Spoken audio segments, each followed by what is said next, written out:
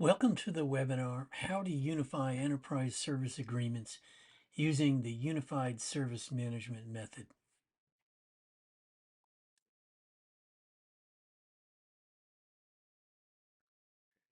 My name is John Worthington. I'll be walking us through the webinar today, and I'll give you more information on my background in a minute. But first, let me tell you what this is all about. Services consciously abstract the internal operations of a business capability. Most customers don't care about how you get them what they want. Their focus is on the overall value proposition. Now, of course, to deliver on this value proposition, the service provider has to decompose this abstract vision into an operational reality. A service can't exist unless there's some level of agreement or understanding between the customer and the provider. So, whether you have a formal contract or not, all services are defined by their agreements. In an enterprise service management setting, a unified service agreement is very much a linchpin for efficient and agile service management. It can provide a common language and structure that's critical in today's digital services world. Think about it this way. Imagine you're captain of a ship and you have to navigate across an ocean of complexity. Your crew includes all the different departments and business units who help you keep the ship afloat. But if each department or business unit has their own set of navigational rules, communication protocols, and maybe even different ideas on where you're headed, your ship is likely to hit stormy water. Unifying your service agreements is like bringing order to a chaotic sea. As Henry Ford once said, coming together is the beginning, staying together is progress, and working together is success. Unifying your service agreements across the enterprise with the USM method can be transformative. It can help you fully leverage any best practice or standard and be a catalyst for seamless collaboration, increased efficiency, and business success. So, how can we navigate the complexities of diverse enterprise service agreements to streamline operations and improve collaboration across different departments and stakeholders? Well, that's what we're going to talk about today. Bridging the gap between abstract visions of customer value and the decomposed reality of complex operationalized services. So here's our agenda. First, we should discuss some of the challenges with enterprise service agreements.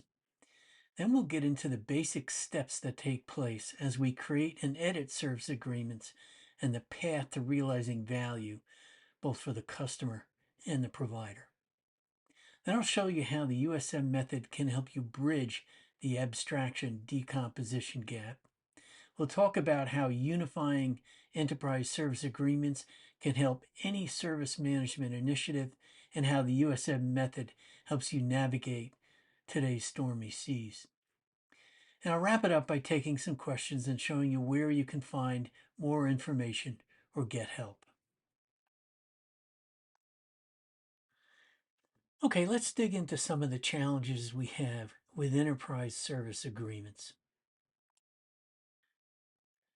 A huge part of the problem is just with definitions.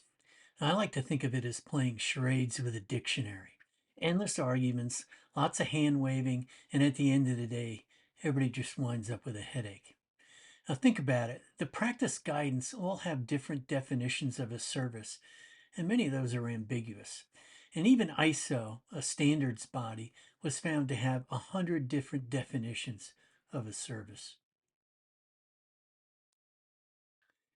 Now, the impact of multiple frameworks being used by an enterprise is part of this problem.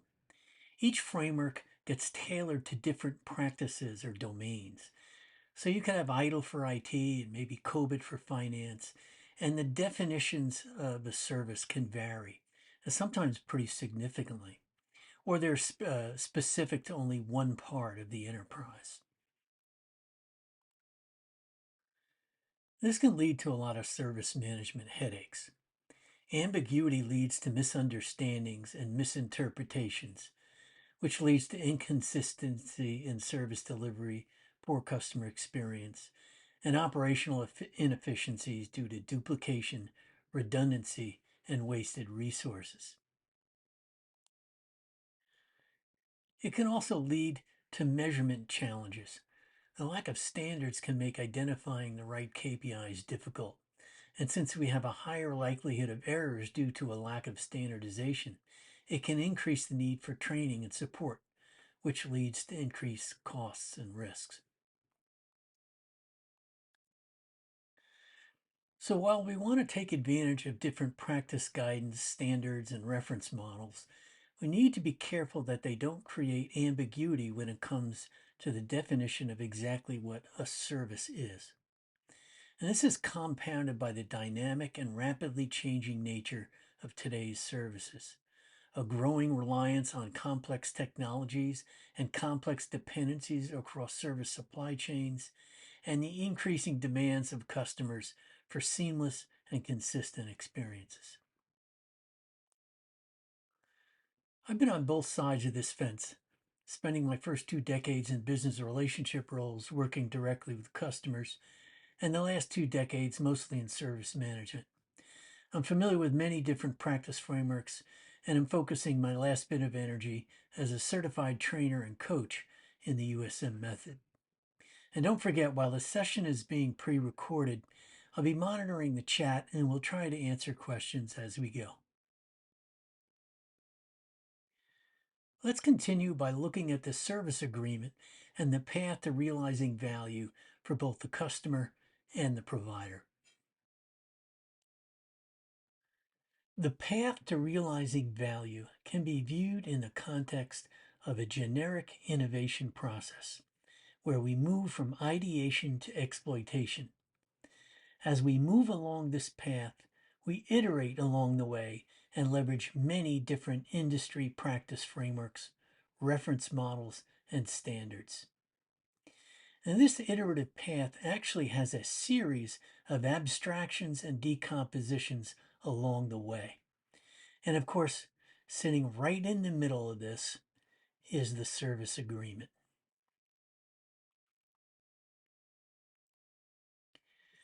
Now, maybe it goes without saying, but always start with a customer, and that's where we'll begin.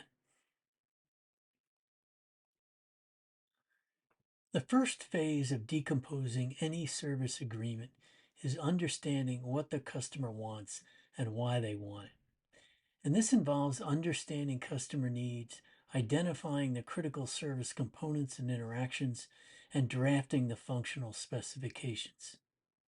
And when we do this, we can apply whatever practice guidance is appropriate for our particular context and organization. But in all cases, we're identifying the wishes of the customer and decomposing this into a functional specification. Now, I'm going to use experience level agreements, jobs to be done theory, and successful customer outcomes and moments of truth as example practice guidance. But of course, there's plenty of other guidance available.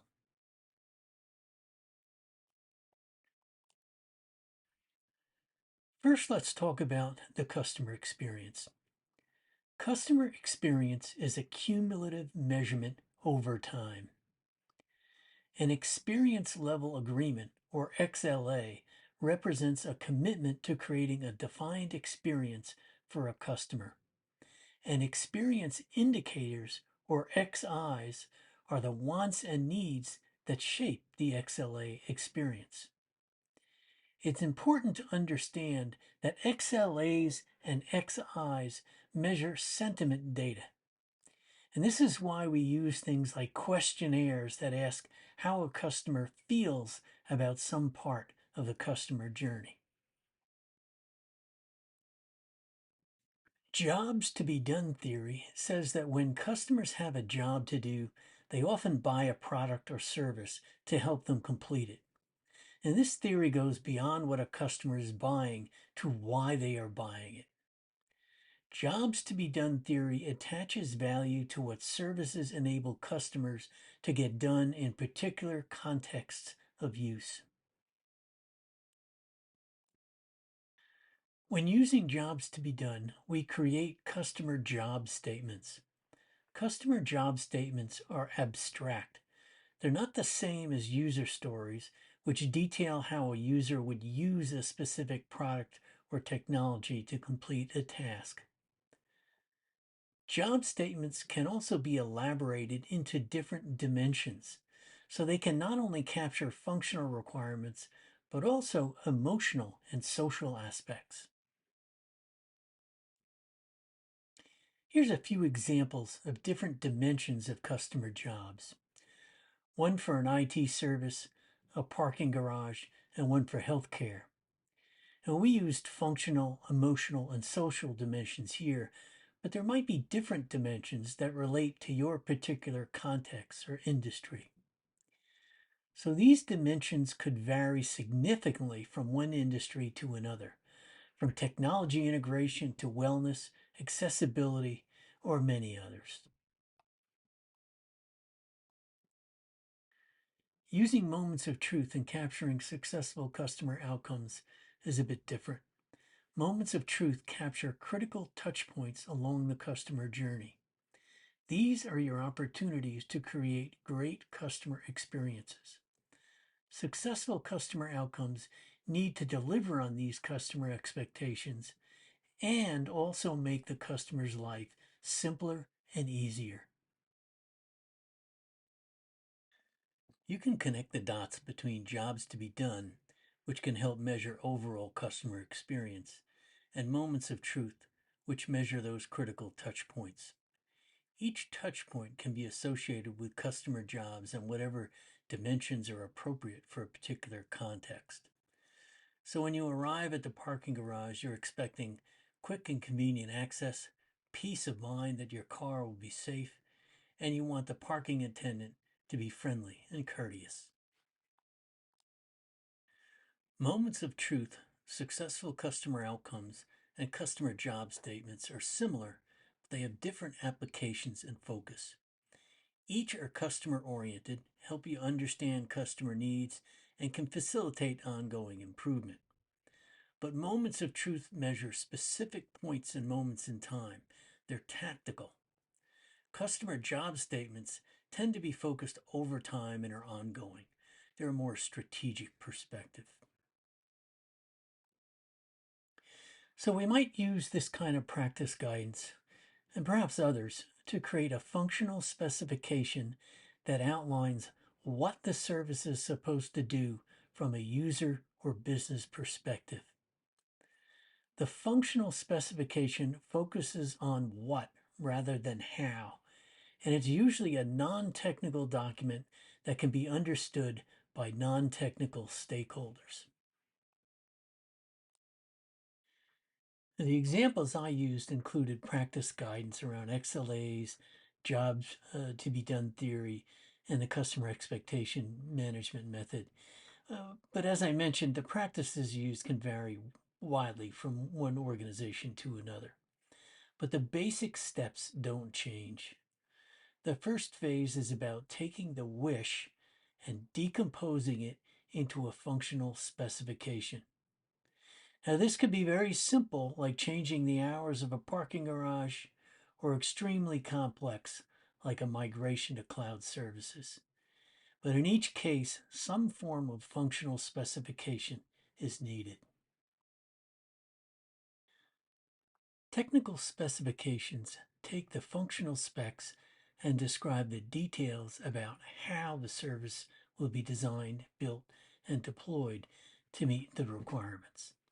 It can include information about architecture, database design, algorithms, data structures, APIs, and all kinds of standards.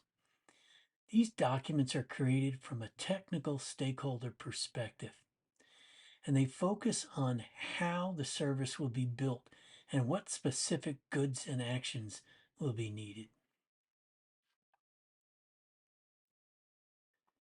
All kinds of practice guidance can be applied here as well, and it's highly dependent on the nature of the service.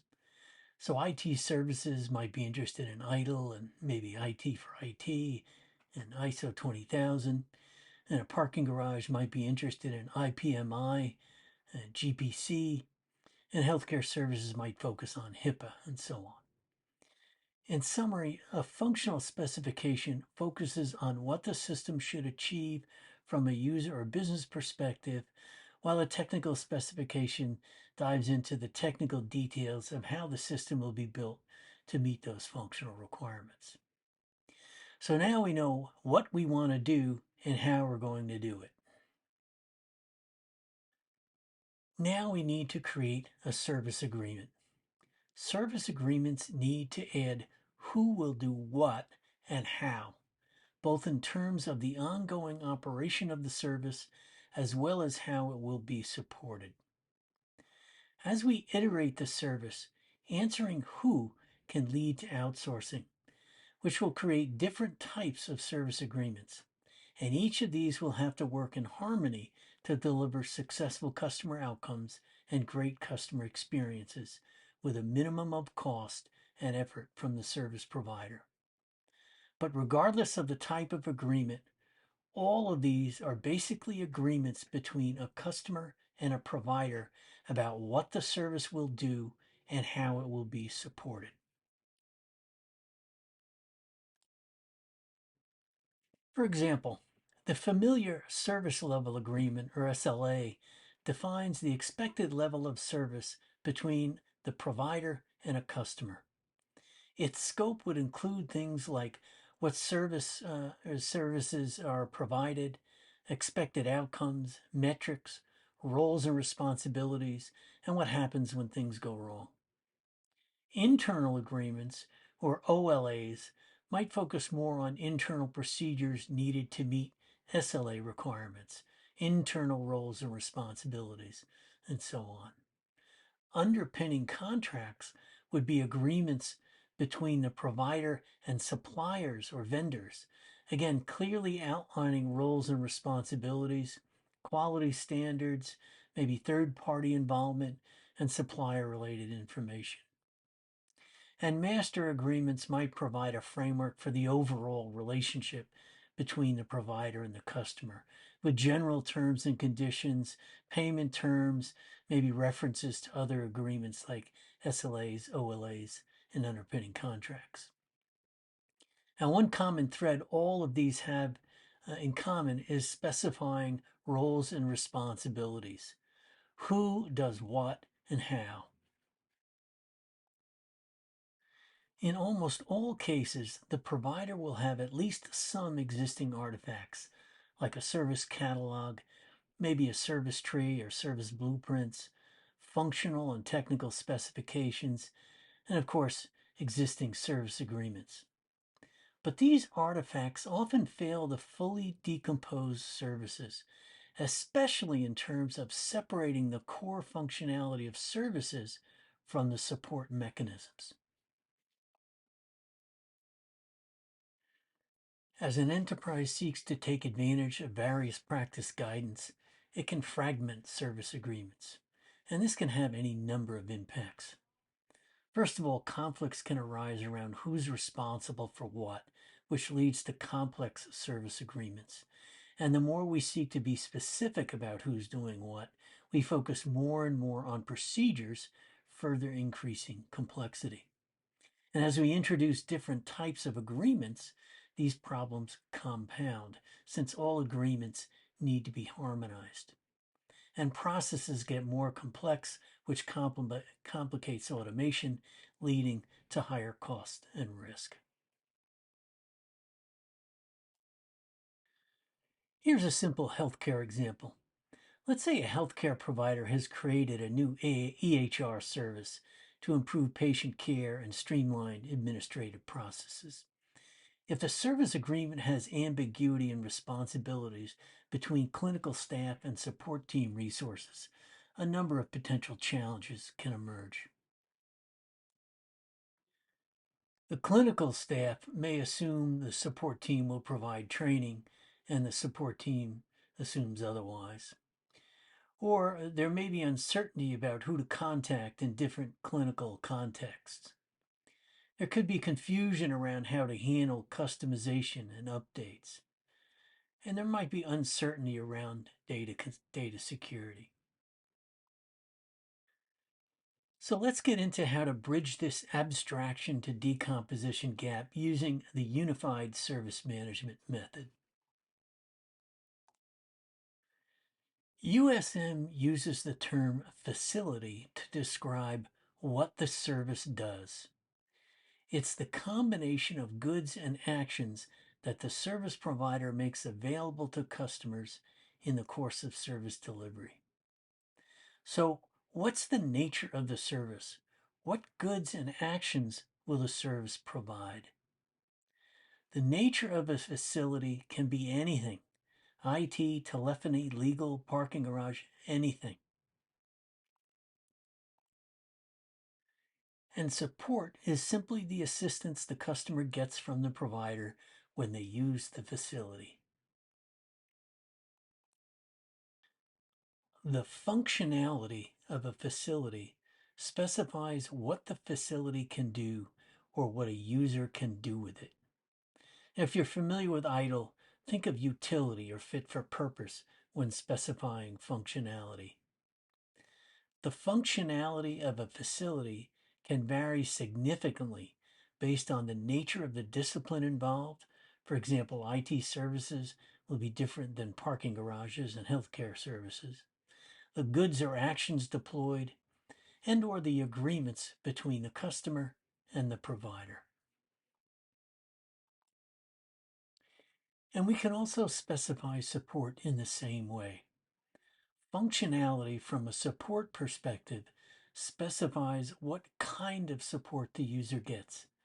Can they contact the service desk? What supporting actions are included? Just failures, or can I request changes? Can I make adjustments to the agreement? What about other requests? USM's non-redundant process model and standard workflows are key to specifying the functionality of support in a logically repeatable way across complex, diverse service supply chains.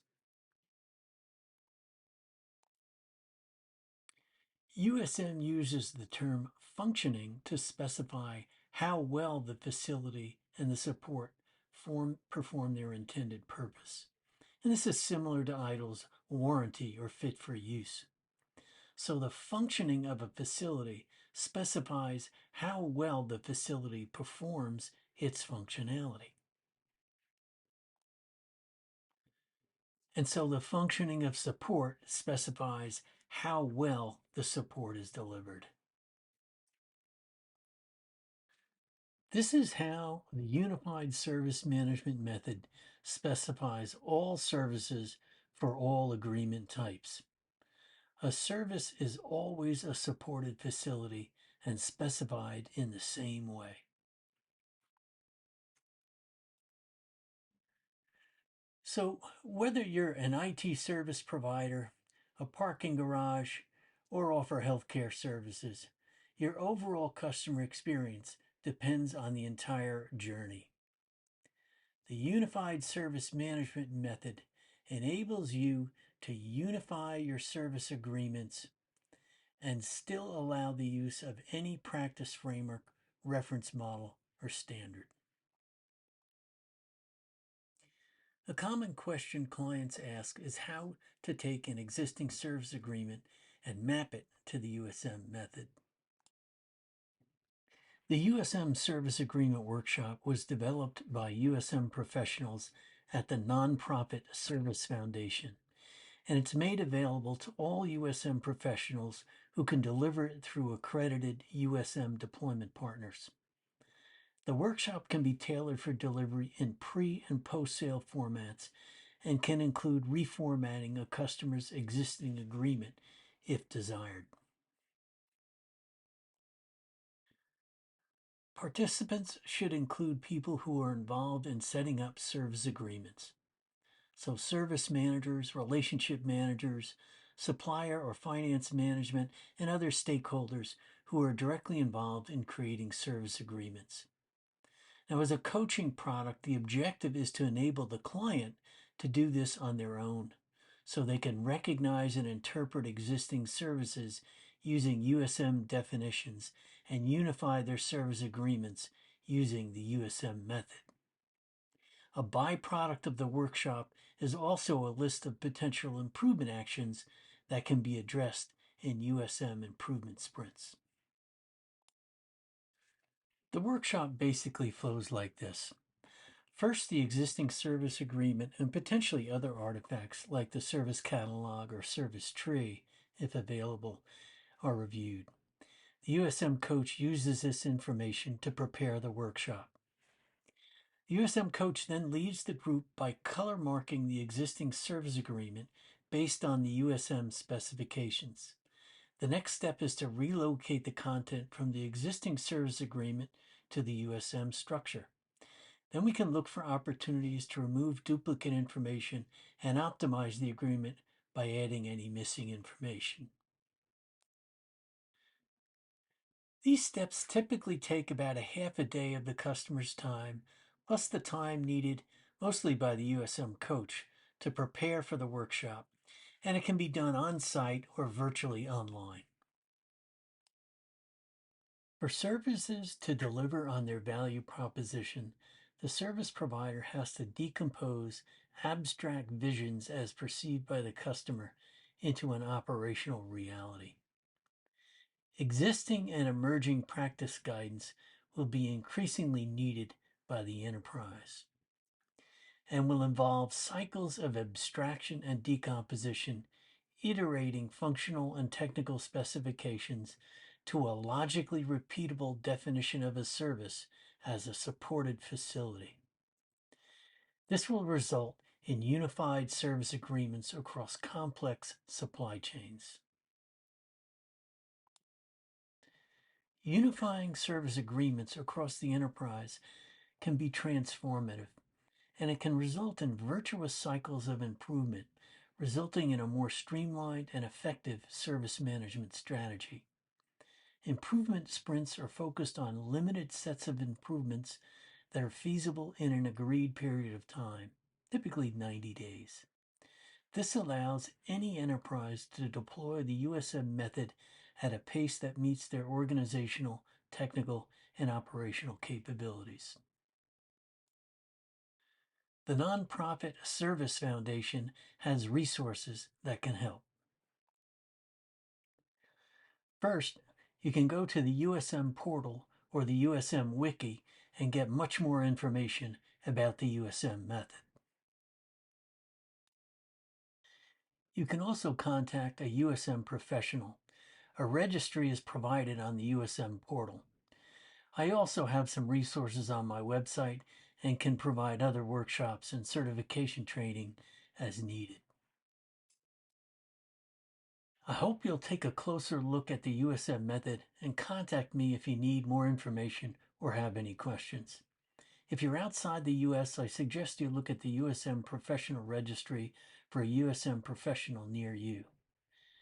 Thank you for joining me today, and let's take some questions.